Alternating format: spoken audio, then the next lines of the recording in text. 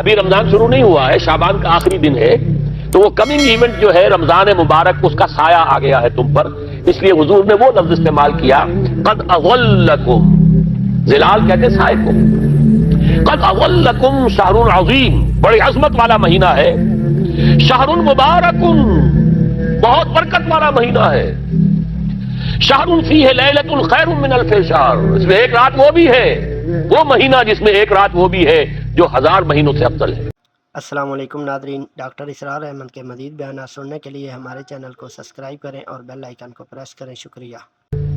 انا انزلناہ فی لیلۃ القدر وما ادراک ما لیلۃ القدر لیلۃ القدر خیر من الف شہر۔ اب جو اگلے دو جملے ہیں وہ نوٹ کیجئے، جعل اللہ صیامہ فریضۃ وقیام لیلہ تطوعا، اللہ نے ٹھہرایا ہے، قرار دیا ہے اس کا روزہ رکھنا تو فرض کے درجے میں، اور اس کی رات کا قیام تطوع کے درجے میں، اپنی مرضی پر، اپنی خواہش پر، نفل کے طور پر یہ تم پر لکھ دیا گیا ہے، لکھا تو گیا ہے، جعلہ تو ہے۔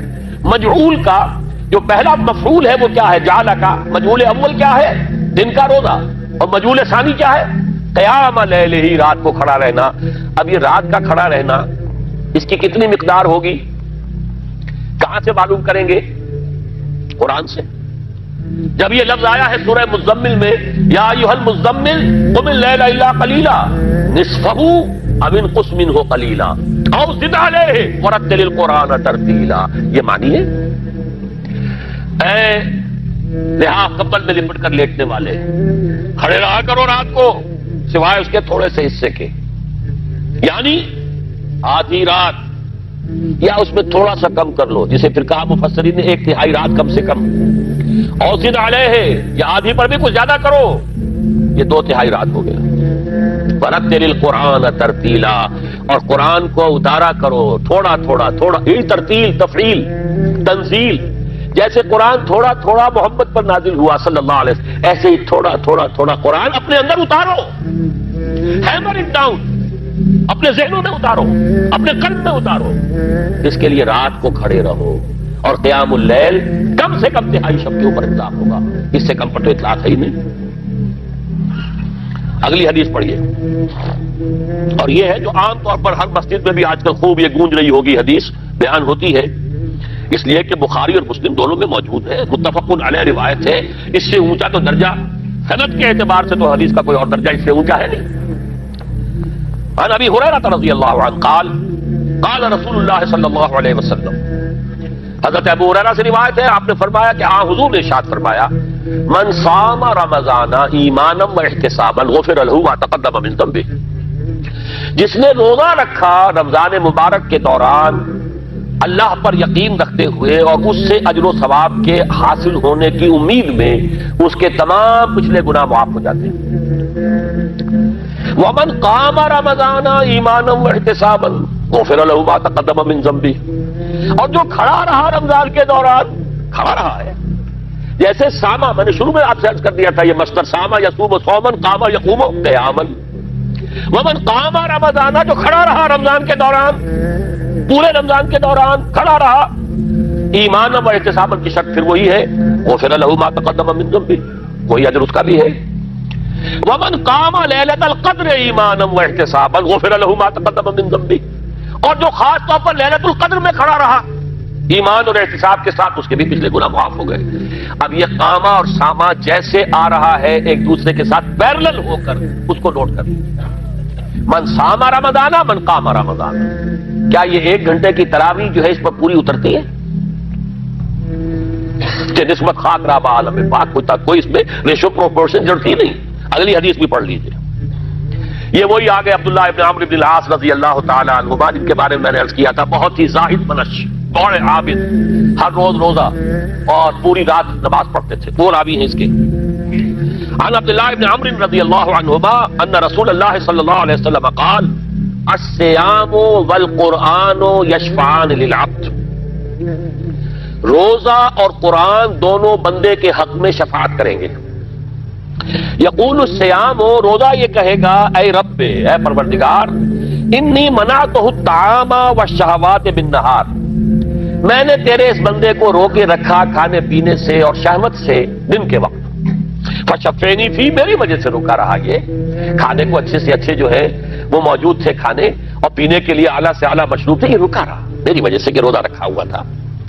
اور جیسا میں نے کہا منکوحہ بیوی موجود تھی لیکن رکا رہا تھا، میں رکھا اس نے اپنے آپ کو میری وجہ سے، تو میری شفاعت اس کے حق میں قبول فرما. وَيَقُولُ الْقُرْآنُ، اور قرآن یہ کہے گا مَنَعْتُهُ النَّوْمَ بِاللَّيْلِ، میں نے اسے روکا رکھا رات کو سونے سے. فشفینی فی، تو پروردگار میری شفاعت اس کے حق میں قبول فرما. فیشفعان، تو ان دونوں کی شفاعت قبول کی جائے گی. سوال یہ ہے کہ کیا روزہ 1 گھنٹے کا یا 2 گھنٹے کا ہے؟ تو یہ قیام جو ہے یہ 1 گھنٹے کا کیسے ہو گیا؟ تو میں نے پہلے کوسچن مارک آپ کے ذہن میں کھڑا کر دیا، اب جواب سنیے. اس کا جواب یہ ہے کہ اس کو اللہ تعالیٰ کی حکمت یہ تھی کہ اسے فرض نہ کیا جائے. اس کو معلوم ہے عَلِمَ أَنَّ سَيَكُونُ مِنكُم مَّرْضَىٰ وَآخَرُونَ يَضْرِبُونَ فِي الْأَرْضِ يَبْتَغُونَ مِن فَضْلِ اللَّهِ وَآخَرُونَ، اللہ کے علم میں ہے میرے کچھ بندے ہوں گے بیچارے غریب مزدور، دن پر مشقت کریں گے، محنت کریں گے، وہ روزہ ہی رکھ لیں، بہت بڑی بات ہے، بہت بڑی بات. رات بھر کا قیام کیسے کریں گے؟ 2/3 رات کیسے کھڑے رہیں گے؟ آدھی شب کیسے ممکن ہے؟ لہذا فرض نہیں کیا. حضور نے بھی فرض نہیں کیا، نہ اس کو آپ نے لازم کیا، نہ اس کے لیے وہ زوردار جو لوگوں سے کہا کہ ضرور پڑھو، چھوڑ دیا پڑھو. اور سب لوگ پڑھتے تھے اپنے طور پر. اب یہ کہ کوئی آدھی رات کھڑا ہے، کوئی 1/3 رات ہے، کوئی پوری رات ہے، اللہ کے بندے. لیکن 3 دن حضور نے یہ باجماعت نماز پڑھا دی، لیکن پڑھائی ہے وہ تہجد کے وقت. یعنی لوگ رات کے وقت جو بھی ہے کھڑے ہیں، جاگ رہے ہیں، قرآن پڑھ رہے ہیں، لیکن یہ کہ خاص تہجد کے وقت آپ اپنے حجرے سے برآمد ہوئے تو لوگ جمع ہو گئے، آپ کے گرد جمع ہو گئے. آپ نے 3 دن یہ 8 رکعتیں جو تہجد کی حضور کی ہوتی تھی، وہ آپ نے 8 رکعتیں پڑھائیں باجماعت، لیکن وہ وقت تہجد کا تھا، یہ نوٹ کر لیجیے. 4تھے دن بھی صحابہ منتظر رہے، کیا حضور برآمد ہوں گے، تشریف لائیں گے؟ نہیں آ رہے حضور. تو کچھ کھنگار بھی رہے ہیں، کہیں پتہ نہیں حضور کہیں اونگ نہ آ گئی ہو تو ہماری آوازوں سے جاگ جائیں، پھر بھی نہیں آئے حضور. اگلے روز آپ نے فرمایا کہ میں جان بوجھ کر نہیں آیا، میں اگر یہ متواتر تمہیں پڑھاؤں گا تو یہ تم پر فرض ہو جائے گی. یہ ہے وہ رافت اور رحمت، بالمومنین رؤوف الرحیم، جو اللہ تعالیٰ کی شان ہے رحمان الرحیم ہونے کی. بالمومنین رؤوف الرحیم، یہ محمد الرسول اللہ کی ہے. تم پر یہ سختی جو ہے یہ تمہارے لیے قابل برداشت نہیں ہوگی، لہذا میں نے یہ 3 دن سے پڑھائی ہے. اگر مسلسل پڑھاتا تو فرض ہو جاتا. یہاں تک تو ہے حکمت نبوی کا معاملہ. اب آیا حکمت صحابی یا حکمت خلیفہ راشد. یہی معاملہ رہا حضور کی حیات طیبہ کے دوران، یہی حضرت ابوبکر رضی اللہ تعالیٰ عنہ کی خلافت کے دوران، یہی حضرت عمر کا بھی ابتدائی دور. لیکن دور خلافت عمر فاروق کے دوران یہ واقعہ آیا کہ حضرت عمر داخل ہوئے مسجد میں، دیکھا رات کے وقت، ابھی کوئی باجماعت تراویح کا کوئی انتظام نہیں تھا. آپ نے دیکھا کچھ لوگ مسجد کے اس کونے میں کھڑے ہیں، ایک حافظ ہے، ساتھ تو حافظ نہیں ہوتے تھے نا، تو کوئی حافظ ادھر، انہوں نے 5 6 7 8 آدمیوں نے کسی حافظ سے گزارش کی، وہ انہیں قرآن سنا رہا ہے، وہ کھڑے سن رہے. کوئی دوسرے کونے میں ایک دم گٹا ہے، کوئی تیسری طرف ہے، کہیں ہے. تولیوں کے اندر لوگ جو ہے وہ قیام اللیل کا حق ادا کر رہے ہیں. آپ نے فرمایا کیا ہی بہتر ہو کہ یہ سب جمع ہو جائیں ایک امام کے پیچھے، اور پھر یہ کہ اسے عشاء کے ساتھ متصل رکھ دیں، تاکہ جس کو کہتے ہیں عربی میں ما لا یترک کلہ لا یترک کلہ، اگر کوئی شے کل کی کل حاصل نہیں ہو سکتی تو کوئی شخص بھی مسلمان بالکل محروم نہ رہ جائے. کم سے کم یہ 20 رکعت تراویح تو پڑھے اور قرآن سن لے، تاکہ کسی نہ کسی درجے میں تو اس کا بھی حصہ ہو جائے اس کی برکات میں سے. یہ ہے حکمت حضرت عمر فاروق کے فیصلے کی. اور چونکہ حضور نے فرمایا علیکم بسنتی و سنت الخلفاء الراشدین المہدیین، تم پر لازم ہے کہ میری سنت کو اور میرے خلفاء راشدین کی سنت کو مضبوطی سے پکڑو. یہ وجہ ہے کہ فقہاء اربعہ جو ہیں ہمارے، وہ سب کے سب اس کو واجب کے درجے میں رکھتے ہیں، اس لیے کہ یہ فیصلہ حضرت عمر کا ہے. عمر خلیفہ راشد ہیں رضی اللہ تعالی عنہ، لہذا یہ نظام بن گیا تراویح کا. اب میں اس کی نفی نہیں کر رہا، لیکن جو شخص سمجھتا ہے کہ اس سے اصل حکمت اور غرض و غایت پوری ہو گئی، وہ مغالطے میں مبتلا ہے.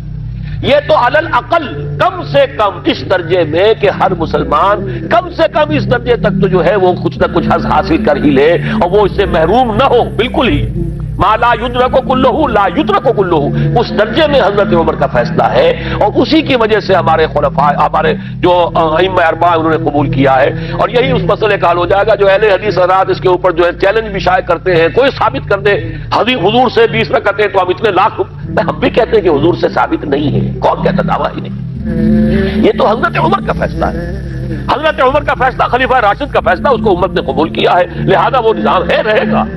اور یہی جو ہے آپ کو معلوم ہے حالانکہ یہاں اکثریت جو ہے وہاں پر وہ اہل حدیث حضرات کی ہے سعودی عرب میں، حرمین میں وہی 20 رکعت تراویح ہوتی ہے، اس لیے کہ وہ ان کا جو آفیشل مسلک ہے وہ مسلک حنبلی، حنفی نہیں ہے، تو حنبلی مسلک میں بھی یہی ہے، شافعی میں بھی یہی ہے، مالکی میں تو 36 تک کی روایتیں موجود ہیں، 36 رکعت، لیکن یہ ہے کہ یہ ہے وہ 20 رکعت تراویح کا معاملہ، اس کی نفی میری بات سے نہ سمجھ لیجیے گا، وہ ٹھیک ہے، حضرت عمر کا فیصلہ ہے۔ پھر یہ کہ یہ آسان ترین ہے کہ عشاء کے ساتھ ہی متصل پڑھ لی، اور آج تو ہماری نیند کا کوئی حصہ اس میں جاتا ہی نہیں، کون سوتا ہے اس سے پہلے سوال ہی پیدا نہیں ہوتا، لیکن یہ جو کہہ رہے ہیں کہ قرآن کہے گا میں نے اسے نیند سے روکے رکھا، اس کا حق کہاں ادا ہوا؟ اس کا حق تو ادا ہوگا کہ تہائی ورنہ نصف شب کے لگ بھگ آپ جاگے قرآن کے ساتھ۔ اب سمجھیے اس کی غرض و غایت کیا ہے۔ اگر قرآن رمضان کا یہ دوگنا پروگرام سامنے آ گیا، اصلاً جو مطلوب ہے دن بھر کا روزہ اور رات کے اکثر حصے کا کم سے کم نصف شب جو ہے اس میں جاگنا قرآن کے ساتھ، اب اس کی جو حکمت اور غرض و غایت ہے وہ بھی اب آپ 2 درجوں میں سمجھیے۔ رمضان کا اب 2 اچھا پروگرام، دن میں روزہ رکھو، اس روح کو مزمحل کرو، اس روح کو مزمحل کرو گے، اس میں جسم کو مزمحل کرو گے، حیوانی وجود کو، تو ہی اس روح کو کچھ ریلیف ملے گا۔ بھاری بوجھ کسی کے قدموں میں پڑا ہوا ہے، وہ کیسے اوپر اٹھے گا؟ ذرا اس کے نیچے جو وزن ہے، لنگر بھاری ہے، جہاز کا کیسے چلے گا؟ لنگر تو اٹھاؤ۔ تو اس طریقے سے وہ ذرا بوجھ سے اس کو تھوڑا سا ریلیف دو، رات کو کھڑے ہو جاؤ، اب اپنی روح پر نازل کرو اللہ کے کلام کو۔ تیرے ضمیر پہ جب تک نہ ہو نزول کتاب، گرہ کشا ہے نہ راضی نہ صاحب کشاف۔ اب یہ فوار پڑ رہی ہے تمہارے اوپر، تمہارے اندر اس کو جذب ہونا چاہیے۔ اس سے کیا ہوگا؟ روح کو تقویت حاصل ہوگی۔ اس کو مثال سے پہلے سمجھا دوں، کوئی شخص پیاس سے مر رہا تھا، اس درجہ پیاسا تھا کہ اس کے اوپر بے ہوشی بھی طاری ہو گئی۔ کوئی شخص آیا، اس نے پہلے اس کو پانی کے چھینٹے دیے، کچھ ہوش میں آیا، اب اسے پانی کا کوئی کٹورا لگا دیا اس کے منہ سے، پانی کے ایک گھونٹ کی جو لذت اسے اس وقت محسوس ہوگی، کیا کبھی زندگی میں کسی کو محسوس ہو سکتی؟ یہ پانی کتنی بڑی قیمت ہے، قیمتی شے ہے۔ یہ تو اسی سے پوچھے جسے شخص پیاس لگی تھی اور پیاس کی وجہ سے بے ہوش ہو گیا، اسے پانی کا ایک گھونٹ، جیسے کہ آپ تصور کر سکتے ہیں پیاس سے کوئی مر رہا ہو بادشاہ، وہ اپنی پوری سلطنت دے دے گا، مجھے ایک کٹورا پانی دے دو، بابا لو سلطنت دے، جان سے جا رہا ہوں میں تو۔ اس وقت پانی کی قدر و قیمت معلوم ہوگی۔ آپ کی روح بے ہوش، آپ نے روزہ رکھ کر اسے کوئی تھوڑا سا ریلیف دیا، چھینٹے ڈالے، اب رات کو آپ نے یہ آب حیات، ماہ مبارکہ، دیکھیے مبارک کا لفظ 2 چیزوں کے ساتھ قرآن میں ہے، ماہ مبارکہ، بارش جو آسمان سے اترتی ہے یہ پانی مبارک ہے، برکت کہتے ہیں اسے ہے جو کسی شے کی مخفی جو قوتیں ہیں انہیں اجاگر کر کے باہر لے آئے، یہ برکت ہے۔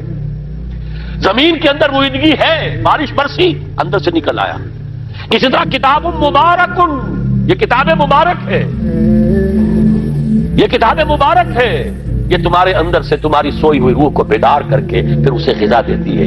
اب جب وہ قرآن کو پڑھے گا یا اس کو قرآن اس کے اندر جائے گا، اسے معلوم ہوگا اس سے بڑی کوئی نعمت نہیں۔ یہ ہے شکر جو پیدا ہوگا اب اس کی گہرائی کے، اس کے دل کی گہرائیوں میں۔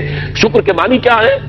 احسان کی قدر شناسی۔ شکر کو امام راغب نے 3 مرحلوں میں بیان کیا ہے۔ شکر بالقلب، پہلے تو آپ کو معلوم ہو جو نعمت کسی نے دی ہے کتنی بڑی ہے، یہ احساس نہیں ہے۔ کسی بچے کے ہاتھ پہ آپ نے ہیرا رکھ دیا، اسے کیا پتا یہ ہیرا ہے یا یہ کہ کوئی کانچ کا ٹکڑا ہے، وہ کیا کرے گا اس کی قدر؟ بلکہ ٹافی دیں گے تو وہ سمجھے گا کہ یہ زیادہ اچھی چیز دی ہے، مجھے اس پتھر کا میں نے کیا کرنا ہے، اس لیے اسے معلوم ہی نہیں کہ یہ ہیرا ہے۔ جب تک کسی نعمت کی قدر و قیمت کا احساس نہ ہو، اس کے متناسب پروپورشنیٹ شکر آپ کر ہی نہیں سکتے۔ پھر آپ کو زبان سے شکر ادا کرنا ہے، الحمدللہ الذی انزل علی عبدہ الکتاب، زبان سے شکر ادا کیجیے۔ پھر اس کا شکر کا حق ادا کرنا ہے، اس نعمت کو استعمال کرنا ہے۔ اگر نعمت لا کے رکھ دی تو بھی یہ ناشکری ہے۔ کسی بچے کو لا کر کسی اس کے والد نے کتاب دی بڑی عمدہ، اور وہ بڑا مہذب بچہ ہے، تھینکس ڈیڈ یا ڈیڈی، اس نے شکریہ ادا کر دیا، پھر کتاب جا کے جو رکھی کبھی کھول کے دیکھا ہی نہیں، تو ناشکری کر رہا ہے یا شکر کر رہا ہے؟ زبان سے تو شکر ادا کیا تھا تو ناشکری کر رہا ہے، ناقدری کر رہا ہے، اس کو پڑھا ہی نہیں۔ قرآن کا شکر کیا ہوگا؟ وہ میرا کتابچہ جو ہے مسلمانوں پر قرآن مجید کے حقوق، اگر وہ سمجھیں گے جو کہ میری اس پوری دعوت قرآنی کی جڑ اور بنیاد ہے۔ 2 چھوٹے چھوٹے کتابچے 167 میں لکھا تھا، اسلام کی نشرت ثانیہ کرنے کا اصل کام، یہ اسلام کی ریوائول کیسے ہوگی، اس کی شرط لازم کیا ہے، اصل کام کیا ہے۔ ہم نعرے لگانے پر آ گئے ہیں، جلوس نکالنے پر آ گئے ہیں، ہم یہ کر رہے ہیں، ہم وہ کر رہے ہیں، تلواریں بھی اٹھا لی ہیں، گولیاں بھی کھا رہے ہیں، جانیں بھی دے رہے ہیں، اصل کام نہیں کر رہے۔ وہ اصل کام کیا ہے؟ یہ سن 67 کی میری تحریر ہے، اسلام کی نشست ثانیہ کرنے کا اصل کام ہے۔ اور پھر سن 68 کی میری 2 تقریریں تھی جب میں نے جمعے کا خود خطاب کیا تھا مسجد خضرہ سمن آباد میں، مسلمانوں پر قرآن مجید کے حقوق۔ اس کو مانو جیسے کہ ماننے کا حق ہے، اس کو پڑھو جیسے کہ پڑھنے کا حق ہے، اس کو سمجھو جیسے کہ سمجھنے کا حق ہے، اس پر عمل کرو جیسے کہ عمل کا حق ہے، اور اسے 4 دانگے عالم میں پھیلاؤ۔ یہ تمہارے پاس امانت ہے محمد رسول اللہ صلی اللہ علیہ وسلم کی۔ بلغوا عنی ولو آیۃ، پہنچاؤ میری جانب سے ایک ہی آیت پہنچاؤ۔ کس نے فرمایا؟ محمد رسول اللہ نے۔ مفشو ہو، عام کرو اسے، پھیلاؤ۔ 5 حقوق ہیں مسلمان پر، لیکن یہ سارے حقوق کب ادا ہوں گے؟ جب قرآن کی نعمت کی قدر ہو جائے گی، معلوم ہو کہ یہ کوہ نور ہیرا ہے، یہ کوئی کانچ کا ٹکڑا نہیں ہے، کوہ نور ہیرا ہے۔ تب معلوم ہوگا اس کی کتنی حفاظت آپ کریں گے، جس نے دیا ہے اس کا کتنا شکر ادا کریں گے، پھر یہ کہ اسے کیسے سنبھال کر رکھیں گے۔ لیکن یہ کہ اگر قرآن کا شکر ہی نہیں ہے، قرآن کی قدرت کی نعمت کا احساس ہی نہیں، ہوا خیر مما یجمعون، یا ایھا الناس قد جاءتکم موعظۃ من ربکم وشفاء لما فی الصدور وہدی وبشریٰ للمؤمنین، ہدی ورحمۃ للمؤمنین، قل بفضل اللہ وبرحمتہ فبذلک فلیفرحوا هو خیر مما یجمعون۔ دنیا میں انسان جو کچھ جمع کرتا ہے، جائیداد، مال، دولت، ہیرے جواہرات، زیورات، اور کوئی اینٹیکس، کوئی جو ہے وہ ڈیکوریشن پیسز، جو کچھ، ان سب سے زیادہ قیمتی شے یہ قرآن ہے۔ لیکن اس کا احساس کب ہوگا؟ جب روح بیدار ہو جائے گی، جب وہ چکھے گی قرآن کو، جس کو میں کہا کرتا ہوں کہ ایمان حقیقی کیسے حاصل ہوتا ہے قرآن سے؟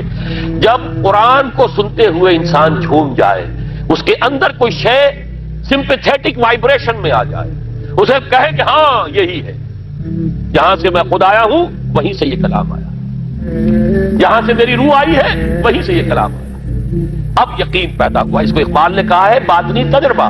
ایک تجربہ وہ ہے جو ہم دیکھ رہے ہیں آنکھوں سے، سن رہے ہیں کانوں سے، چھو رہے ہیں اپنے ہاتھ سے، سونگھ رہے ہیں ناک سے، اور ٹیسٹ کر رہے ہیں اپنے جو ٹیسٹ بڈز ہیں منہ کے، یہ ہمارا ایکسٹرنل ایکسپیرینس ہے۔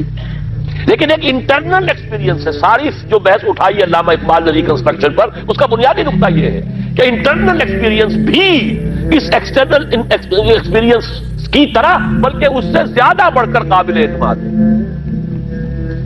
یہ ہے انٹرنل ایکسپیرینس۔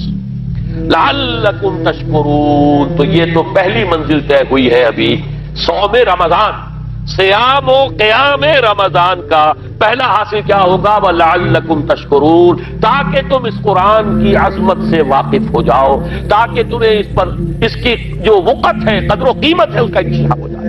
اب اگلا مرحلہ آئے گا۔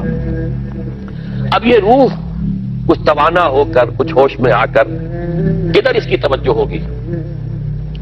کل شیء یرجع الی اصلہ، ہر شے اپنی اصل جڑ کی طرف رجوع کرتی ہے۔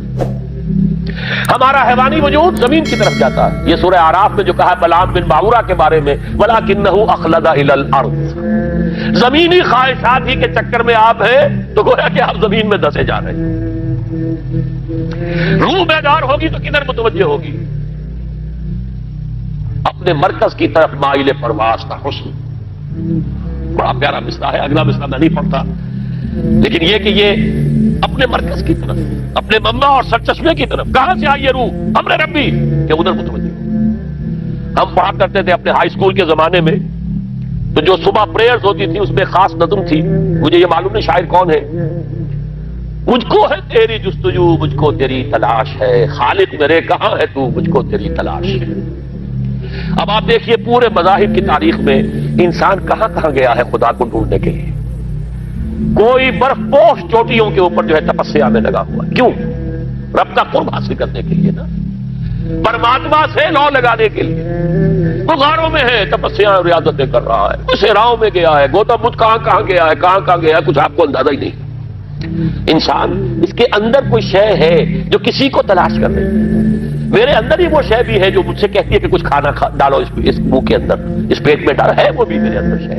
ان لنفسک علیک حقا، یقیناً تمہارے نفس کا بھی تم پر حق ہے.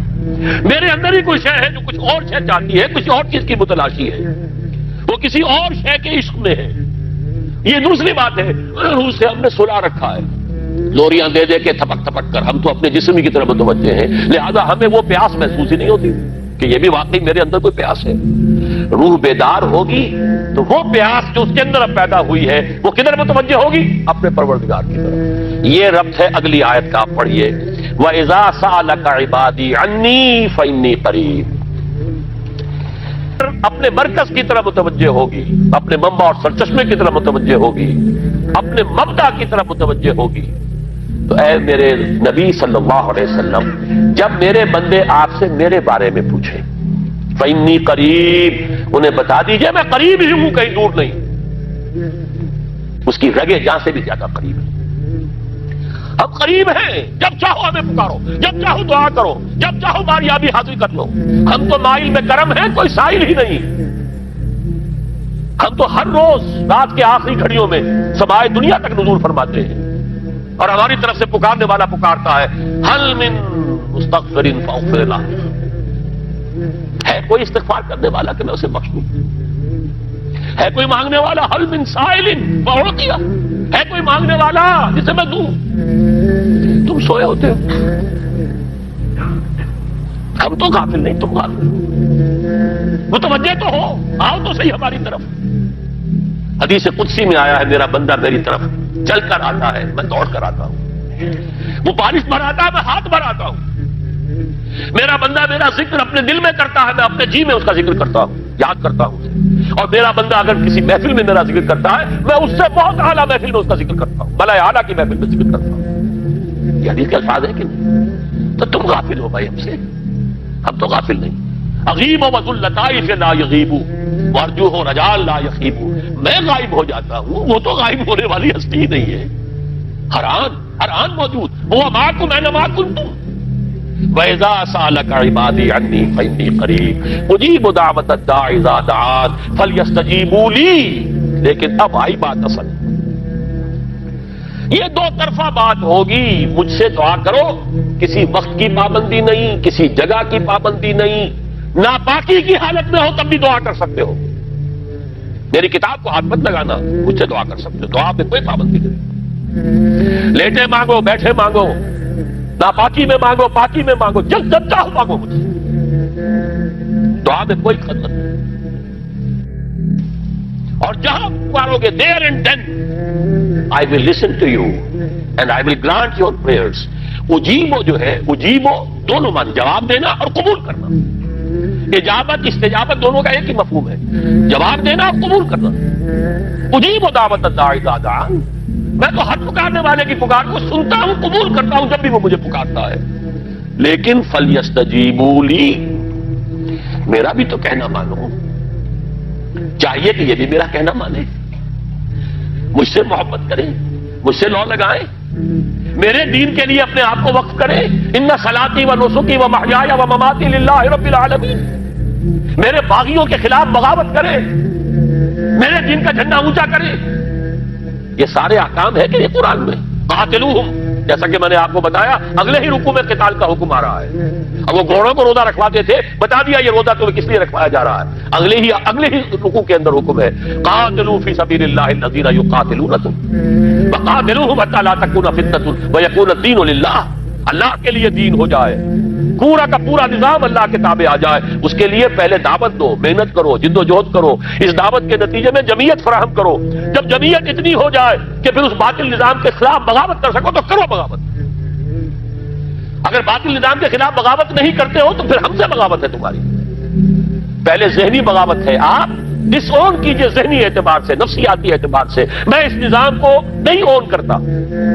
ریکنسائل نہ کیجئے اس کے ساتھ، کوئی تعاون نہ کیجئے اس کے ساتھ، کوئی چاچری اور ملازمت نہ کیجئے اس کی. تن من دھن لگائیے اس نظام کو بدلنے کے لیے، چاہے ابھی وہ دعوت کے مرحلے میں ہے، لوگوں کو تیار کیا جا رہا ہے، تربیت دی جا رہی ہے، تزکیہ کیا جا رہا ہے. لیکن ہدف کیا ہے؟ تاکہ اللہ کا دین غالب. فَلْيَسْتَجِيبُوا لِي، میرا بھی تو کہنا سنیں اور مانیں. میں جہاد کا حکم دیتا ہوں تو جہاد کریں، میں اقامت دین کا حکم دیتا ہوں اقیم الدین، تو اس کے لیے کھڑے ہو جائیں. میں قتال کا حکم دوں تو قتال کریں. فَلْيَسْتَجِيبُوا لِي وَلْيُؤْمِنُوا بِي، اور مجھ پر ہی اپنا ایمان پختہ رکھیں، توکل کریں تو مجھ پر کریں، محبت کریں تو مجھ سے کریں، راضی رہے تو میری تقدیر پر راضی رہے، توکل ہو، راضی برضائے رب ہو، اطاعت ہو، جب تک یہ ساری چیزیں اللہ کے لیے نہ ہو جائیں۔ والذین آمنوا اشد حبا للہ، اصل میں تو مومن وہ ہوتے ہیں جو سب سے بڑھ کر شدید ترین محبت اللہ سے کرتے ہیں۔ قل ان کان آباؤکم وابناؤکم واخوانکم وازواجکم وعشیرتکم واموال اقترفتموها وتجارۃ تخشون کسادها ومساکن ترضونها احب الیکم من اللہ ورسولہ وجہاد فی سبیلہ فتربصوا حتی یاتی اللہ بامرہ واللہ لا یہدی القوم الفاسقین۔ اے نبی ان سے کہہ دیجئے اگر تمہیں اپنے باپ، اپنے بیٹے، اپنے بھائی، اپنے اسپاؤسز، بیوی کے لیے شوہر، شوہر کے لیے بیوی، اور رشتہ دار، اور تمہارے وہ مال جو تم نے بڑی محنت سے جمع کیے ہیں، تمہارے وہ کاروبار جن کا تمہیں اندیشہ ہوتا ہے کہ کساد بازاری نہ ہو جائے، کہیں پر جو ہے ریسیشن نہ آ جائے، اور تمہارے وہ مکان اور محلات جو تم نے بنائے ہیں، اگر یہ 8 چیزیں محبوب تر ہیں اللہ سے اور اس کے رسول سے اور اس کی راہ میں جنگ کرنے سے، جہاد سے، تو جہاں دفع ہو جاؤ، بیٹھو وہاں، یہاں تک کہ ہم اپنا فیصلہ سنا دیں۔ اور اللہ ایسے فاسقوں کو، ایسے ناہنجاروں کو ہدایت نہیں دیتا۔ یہ ہے قرآن، آیت نمبر 24 سورہ توبہ۔ فَلْيَسْتَجِيبُوا لِي وَلْيُؤْمِنُوا بِي لَعَلَّهُمْ يَرْشُدُونَ۔ اب وہ لفظ آ گیا رشد۔ دیکھیے پہلے آیا تھا لَعَلَّكُمْ تَتَّقُونَ، روزہ، مجرد روزہ تقوی پیدا کر دے گا، ضبط نفس، اور ضبط نفس بھی وہ جو حکم خداوندی کا تابع ہے۔ یہ روزے کی ریاضت ہے، روزے کی ریاضت کا حاصل ہے۔ رمضان کے روزے کے ساتھ قیام اللیل کا دو گنا پروگرام، دن میں روزہ، رات کا قیام قرآن کے ساتھ۔ اس کا پہلا نتیجہ کیا ہے؟ لعلکم تشکرون، تاکہ قرآن کی عظمت منکشف ہو جائے، قرآن کی قدر و قیمت سے تم آگاہ ہو جاؤ، تمہیں معلوم ہو جائے کتنی بڑی دولت ہے جو اللہ نے دی ہے۔ اور آخری بات یہ، جب تمہاری روح بیدار ہو جائے گی